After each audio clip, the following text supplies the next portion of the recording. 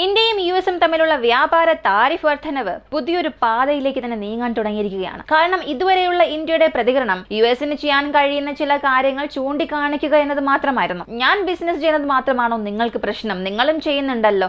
നിങ്ങളുടെ അലൈസിലുള്ള, നിങ്ങളുടെ ക്ലോസസ്റ്റ് അലൈസ് ആയിട്ടുള്ള രാജ്യങ്ങൾ തന്നെ ഇങ്ങനെയുള്ള ട്രേഡൊക്കെ ചെയ്യുന്നുണ്ട്. പിന്നെ ഞാൻ ചെയ്താൽ മാത്രം പ്രശ്നമാണോ? ഇങ്ങനെ ചോദ്യം ചെയ്തുകൊണ്ടിരുന്ന ഇന്ത്യ ഇപ്പോൾ ആദ്യമായി ഒരു കാര്യം ചെയ്തിട്ടുണ്ട്. മാരിടൈം സർവൈലൻസിനെ ഉപയോഗിക്കുന്ന 6 PI ടൈപ്പ് പൊസൈഡൻ വിമാനങ്ങൾ 3.2 ബില്യൺ രൂപയ്ക്ക് വാങ്ങാനുള്ള ഒരു കരാർ നമ്മളിപ്പോൾ അവസാനിപ്പിക്കാൻ പോവുകയാണ്.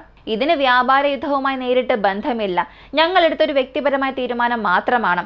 ഇതിനു മുൻപ് തന്നെ ഞങ്ങൾ ഈ തീരുമാനം എടുത്തതായിരുന്നുവെന്ന് ഇന്ത്യൻ നാവികസേന ഒരു വ്യക്തത നൽകിയെങ്കിലും അവർ പറയുന്ന ഈ സമയപരിധി എന്നത് ഇതുമായി പൊരുത്തപ്പെടുന്നില്ല. അപ്പോൾ ട്രേഡ് വാർ സംബന്ധിക്കുന്ന ചില പ്രധാനപ്പെട്ട വിവരങ്ങൾ നമുക്കറിയാം. കൂടാതെ ഇതുമായി ബന്ധപ്പെട്ട് ഒരുപാട് വ്യാജ വാർത്തകൾ പുറത്തു വരുന്നുണ്ട്. പ്രധാനമായും ഈ 3.2 ബില്യൺ കരാർ റദ്ദാക്കപ്പെട്ടാൽ അമേരിക്കൻ ഡിഫൻസ് ഇൻഡസ്ട്രിക്ക് ഇന്ത്യയുമായുള്ള ഒരു പാർട്ട്ണർഷിപ്പിൽ ഒരു വലിയൊരു ബ്രേക്കിംഗ് പോയിന്റ് ഇത് മാറും.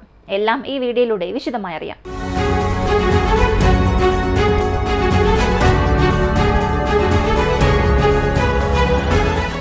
ഇന്ത്യക്കെതിരെയുള്ള താരിഫ് വാർ 25% വർദ്ധിപ്പിക്കും എന്നവർ പറഞ്ഞത് ഇപ്പോൾ 50% വന്ന് നിൽക്കുകയാണ്. അങ്ങനെയാണെങ്കിൽ ഇത് പ്രാബല്യത്തിൽ വരുമോ? ഈ 50% താരിഫ് ഇന്ത്യൻ ഗുഡ്സിൽ അമേരിക്കൻ മാർക്കറ്റിൽ വർദ്ധിപ്പിക്കുമോ എന്ന് ചോദിച്ചാൽ 50% എന്ന് പറയുന്നത് പ്രാബല്യത്തിൽ വരാനും ഒരു സമയം ഏർപ്പെടുത്തിയിട്ടുണ്ട്. ട്രംപ് പറഞ്ഞ 50%-ൽ 7-ാം തീയതി മുതൽ 25% പ്രാബല്യത്തിൽ വരും. ഓഗസ്റ്റ് മാസം 21-ാം തീയതി മുതൽ പൂർണ്ണമായും 50% പ്രാബല്യത്തിൽ വരും. അതും പ്രത്യേക ചില മേഖലകളിൽ അമേരിക്ക വർദ്ധിപ്പിച്ചിട്ടുണ്ട്.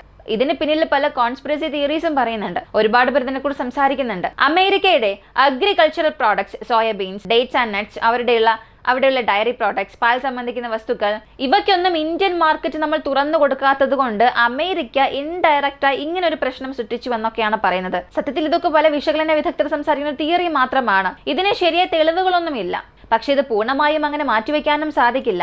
കാരണം ട്രംപ് അഡ്മിനിസ്ട്രേഷൻ അല്ലെങ്കിൽ അമേരിക്ക ഇതിന് മുൻപ് നമുക്ക് നേരെ ഉണ്ടാക്കിയ താരിഫൊക്കെ നോക്കുകയാണെങ്കിൽ അതിന് പിന്നിലും നിരവധി പരോക്ഷമായ കാരണങ്ങളുണ്ട്. അപ്പോൾ ഇതും ഒരു കാരണമായിരിക്കാൻ സാധ്യതയുണ്ട്. അപ്പോൾ ഇതിന് നമുക്ക് പൂർണ്ണമായും മാറ്റി നിർത്താനും സാധിക്കില്ല. കാരണം ഇന്ത്യയുടെ കാർഷിക വിപണിയിൽ നമ്മൾ വിദേശത്തു നിന്നുള്ള ഒരുപാട് പ്രോഡക്ട്സിന് ലിമിറ്റേഷൻസ് ഏർപ്പെടുത്തിയിട്ടുണ്ട്. അപ്പോൾ അമേരിക്ക അവരുടെ കാർഷിക ഉൽപ്പന്നങ്ങൾ ഇവിടെ വിൽക്കാൻ തീരുമാനിക്കുകയാണെങ്കിലും അതിന് നിരവധി പരിമിതികളുണ്ട്, നിരവധി നികുതിയുമുണ്ട്.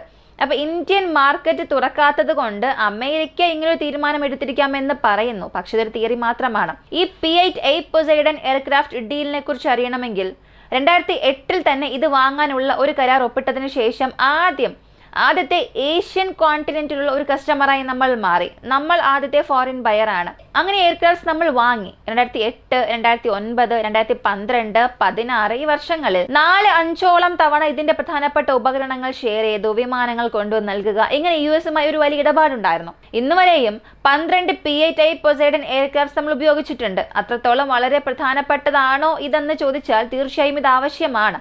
കാരണം ഇന്ത്യൻ ഓഷ്യൻ റീജിയൻ IOR ഇവിടെ ചൈനയുടെ നീക്കങ്ങൾ നിരീക്ഷിക്കാനും ചൈനയുടെ അന്തർവാഹിനികളെ പരിശോധിക്കാനും നമുക്ക് തീർച്ചയായും PI ടൈപ്പ് പൊസൈഡൻ ആവശ്യമാണ്. ഇതിനെ പ്രതിരോധിക്കാൻ നമുക്ക് ഇൻഡിജിനസ് സിസ്റ്റംസ് ഒന്നും തന്നെ ഇല്ല. അങ്ങനെ ഉണ്ടെങ്കിലും നമ്മൾ അതിന്റെ ഡെവലപ്മെന്റ് സ്റ്റേജിലാണ് ഉള്ളത്. ലോക പ്രശസ്തമായ PI ടൈപ്പ് പൊസൈഡൻ എയർക്രാഫ്റ്റിന് തുല്യമായ ഒരു വലിയ പദ്ധതിയും നമ്മുടെ പക്കലില്ല.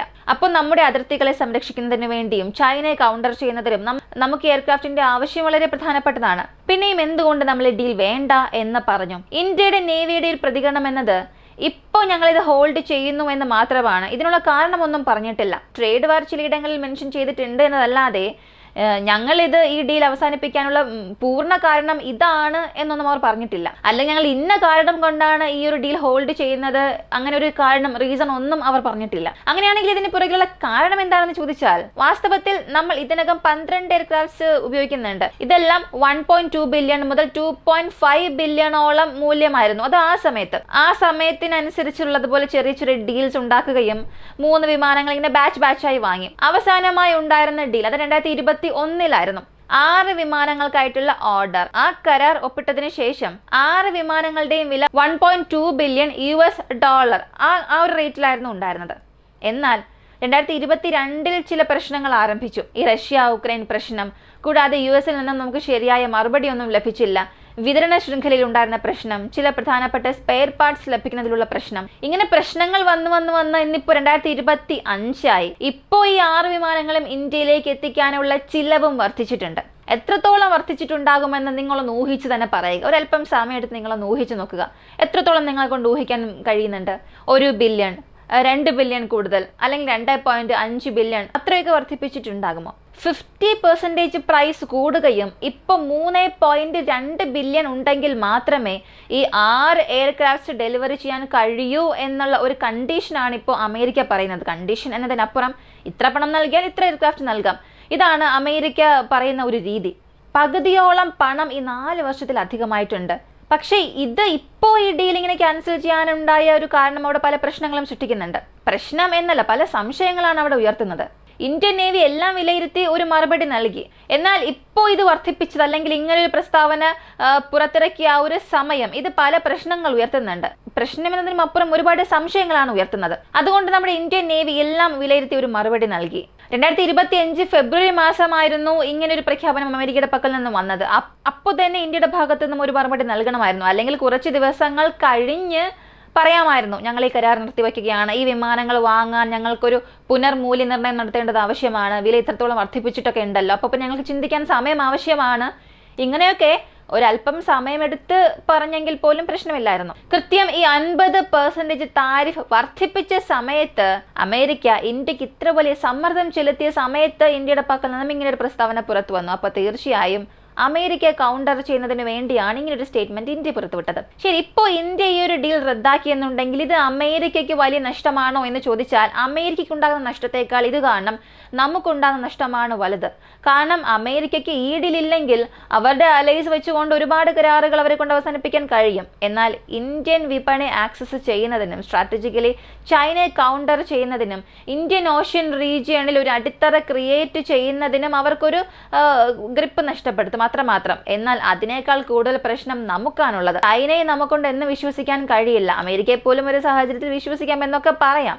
അപ്പോൾ അമേരിക്കയുമായി ഇങ്ങനെ ഒരു പ്രശ്നം നടക്കുമ്പോൾ നമ്മൾ ഇതിനെ വെച്ചുകൊണ്ട് ചൈനയുമായി നമ്മളൊന്ന് അടുക്കുകയാണെങ്കിൽ, ചൈനയെ വിശ്വസിച്ച് ഒരു പ്രശ്നവും വരില്ല എന്ന് ചിന്തിച്ചുകൊണ്ട് അങ്ങോട്ടേക്കൊന്ന് ചായ്ഞ്ഞാൽ അത് നമ്മൾ തന്നെ ഒരുക്കുന്നൊരു വലിയ കെണിയായിരിക്കും. P-8 പൊസൈഡൻ എയർക്രാഫ്റ്റ് നമ്മൾ ഹോൾഡ് ചെയ്ത് വാങ്ങിയാൽ നന്നായിരിക്കും എന്നതല്ലാതെ ഈ ഡീൽ പൂർണ്ണമായും റിജക്റ്റ് ചെയ്യുന്നത് നമുക്ക് തന്നെ തിരിച്ചടിയായി മാറും. കാരണം 12 വിമാനങ്ങൾ ഒരിക്കലും തികയില്ല.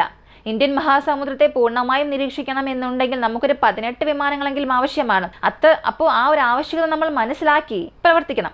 കാരണം ആ വിമാനം ഒരുപാടിടങ്ങളിൽ പ്രൂവ് ചെയ്യപ്പെട്ട വിമാനങ്ങളാണ്. 40,000 മണിക്കൂർ ഫ്ലൈറ്റ് അവേഴ്സ് അതിനുണ്ട്. അത്രയും പ്രൂവ് ചെയ്യപ്പെട്ട ഒരു വിമാനമാണ്.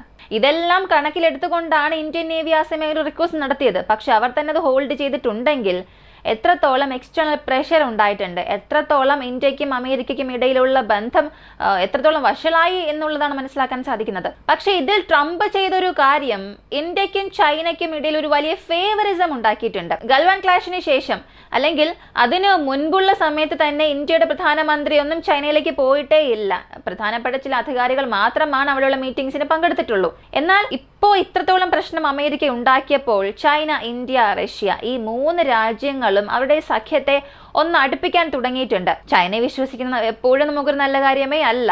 എന്നാൽ എപ്പോഴായാലും ആ ഒരു പാമ്പ് നമ്മെ കടിക്കുക തന്നെ ചെയ്യും. അത് നമുക്ക് ഉറപ്പുള്ളൊരു കാര്യമാണ്. അതിനുള്ള ശ്രമങ്ങളെങ്കിലും നടത്തും. അപ്പോൾ നമ്മൾ ഇവിടെ നിന്ന് ബാലൻസ് ചെയ്യണം എന്ന പേരിൽ ചൈനയിലേക്ക് ചായാതിരിക്കുന്നത് നല്ലതാണ്. കാരണം അമേരിക്കയുടെ ട്രേഡ് വാർ, താരിഫ് വാറൊക്കെ എത്രയും പെട്ടെന്ന് അവസാനിക്കും. കുറഞ്ഞാൽ ചില മാസങ്ങൾ മാത്രമേ ഇത് കാരണം ഉണ്ടാകുന്ന പ്രശ്നങ്ങൾ നീണ്ടു നിൽക്കുകയുള്ളൂ. പക്ഷെ ചൈനയെ വിശ്വസിച്ചൊരു ഡീൽ നടത്തുകയാണെങ്കിൽ, അല്ലെങ്കിൽ എന്തെങ്കിലുമൊക്കെ ഒരു വിട്ടുവീഴ്ച ചെയ്യുകയാണെങ്കിൽ അതിന്റെ ഫലം വർഷങ്ങളോളം അനുഭവിക്കേണ്ടി വരും. ഇതിന് ചരിത്രം തന്നെ ഒരുപാട് ഉദാഹരണങ്ങൾ നമുക്ക് കാണിച്ചു തരും. ഇപ്പോഴത്തേക്ക് അമേരിക്ക ചെയ്യുന്ന ഈ പ്രശ്നം ചൈന, റഷ്യ, ഇന്ത്യ ഈ 3 രാജ്യങ്ങളെയും എപ്പോഴും ഇല്ലാത്ത രീതിയിൽ സൗഹാർദ്ദപരമാക്കി മാറ്റിയിട്ടുണ്ട്. റഷ്യ കാരണം നമുക്ക് വലിയ പ്രശ്നങ്ങളൊന്നും ഇപ്പോഴില്ല. കാരണം നമ്മളും അവരും അതിർത്തി പങ്കിടുന്നില്ല. റഷ്യ നാളെ ഇന്ത്യ അറ്റാക്ക് ചെയ്യുന്ന ഒരു സാഹചര്യം ഉണ്ടാകില്ല. പക്ഷെ ചൈനയുമായി നമ്മൾ അടുത്ത് ചായുന്നത്, അല്ലെങ്കിൽ അമേരിക്ക കൗണ്ടർ ചെയ്യാനായി ചൈനയുടെ അടുത്തേക്ക് നമ്മൾ പോകുന്നത് എന്നെ സംബന്ധിച്ചിടത്തോളം ഒരു തെറ്റായ കാര്യം തന്നെയാണ്. കാരണം അവർ നമുക്ക് വേണ്ടി എന്തെങ്കിലുമൊക്കെ നല്ലത് ചെയ്തിട്ടുണ്ടെങ്കിൽ അതിനേക്കാൾ കൂടുതൽ നമ്മെ വീഴ്ത്തുന്നതിന് വേണ്ടി മാത്രമായിരിക്കും. നമ്മെ വീഴ്ത്താനായി പാകിസ്ഥാനെ ഫേവറായി നിൽക്കുകയും അവർക്ക് ആവശ്യമായ ആയുധങ്ങൾ നൽകുകയും ചെയ്യും. അപ്പോൾ ഇതിനെ നേരിടാൻ ഇപ്പോൾ ഇന്ത്യ ഈ അമേരിക്ക പ്രശ്നത്തെ നേരിടാൻ ഇന്ത്യ എന്തെല്ലാം ചെയ്യാൻ പോകുന്നു, എങ്ങനെ ഇതിനെ സന്തുലിതാവസ്ഥയിലേക്ക് കൊണ്ടുപോകുമെന്നുള്ളതൊക്കെ നമുക്ക് വരും ദിവസങ്ങൾ അറിയാൻ സാധിക്കും. അടുത്ത് വളരെ പ്രധാനപ്പെട്ട ഒരു കാര്യം നിങ്ങളോട് പറയാനുണ്ട്. ഇത് അടുത്ത വീഡിയോയിലൂടെ നമുക്കറിയാം. ഈ വീഡിയോയെക്കുറിച്ച് നിങ്ങളുടെ അഭിപ്രായം കമന്റിൽ പറയുക. കൂടുതൽ അപ്ഡേറ്റ്സിനായി വോയിസ് ഓഫ് വിക്കി സബ്സ്ക്രൈബ് ചെയ്യുക. മറ്റൊരു വീഡിയോയുമായി വീണ്ടും കാണാം.